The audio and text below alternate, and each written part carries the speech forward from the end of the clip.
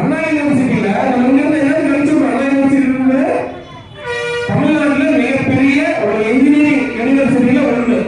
அந்த யூனிவர்சிட்டியில நம்மளோட குழந்தைங்களை கஷ்டப்பட்டு ஒரு வருஷத்துக்கு 1 லட்சம் 1 லட்சம் ஃபீஸ் கட்டி மார்க் வாங்கி அந்த பெரிய காலேஜ்ல சேர்க்கிறோம். ஆனா அங்க போன ஒரு கையவன் என்ன பண்ணிருக்கான், திமுகவுடைய நிர்வாகியா யாரு, மாசு அப்படின்னு சொல்றாங்க, மா சுப்பிரமணியம் அவரோட மிக நெருங்கிய கட்சி நிர்வாகி நண்பர். அவர் என்ன பண்ணிருக்காரு, ஒரு பொண்ணு தவறான விஷயத்துக்காக தூண்டியிருக்காரு, பயன்படுத்திருக்காரு, கட்டாயப்படுத்திருக்காரு. இது செய்தியாச்சு. நம்ம எல்லாருமே என்ன பண்றோம், வருத்தம் தான் பண்றோம்.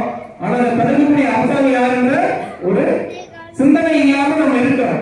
அந்த மாதிரி இருந்ததுனால இந்த மாதிரியான அவலங்கள். இது வந்து நான் ஒரு 1-2 உதாரணம் சொல்றேன். நம்ம எல்லாருக்கிட்டையுமே இந்த தகவல் வந்திருக்கு.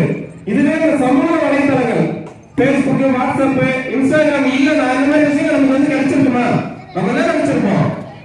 இந்த திராவிட மாடல் அரசு தேனாக பாலாக ஓடுதுன்னு எவ்வளவு எழுதுறாங்க, ரெக்கார்ட்ல எழுதி வச்சுன்னு நாங்க நல்லாட்சி தாவோம் நல்லாட்சி தாவோம். எங்கேயா நல்லாட்சி இருக்கு? நம்ம நினைக்கிறோம் நமக்கு மட்டும் தான் இந்த மாதிரியான அவலங்களையாவது நம்ம பார்த்தோம்னா பக்கத்து ஊருக்கு போனதான் தெரியுது அவங்க இதை விட அவலங்களை, வேற மாவட்டத்துக்கு போனதான் தெரியுது அது இதை விட பயங்கரமா மோசமா இருக்கு. ஆனா அவங்க என்ன நினைச்சிட்டு இருக்காங்க, நமக்கு மட்டும்தான் பிரச்சனை, நமக்கு மட்டும்தான் பிரச்சனை அப்படின்னு நம்மளே நம்ம புரிதல் இருக்கிறதுனால மிக மோசமான சூழ்நிலையில அவங்க ரெக்கார்ட்ல பதிவு பண்றாங்க. பச்சூருக்கு எல்லாம் செஞ்சுட்டோம், திருப்பத்தூருக்கு எல்லாம் செஞ்சுட்டோம், திருநெல்வேலிக்கு எல்லாம் செஞ்சுட்டோம் அப்படின்னு எங்க எழுதுறாங்க, பேப்பர்ல எழுதி வச்சிருக்காங்க. 8 சுரக்காய் கைக்கு வருமா, பேப்பர்ல சுரக்காய்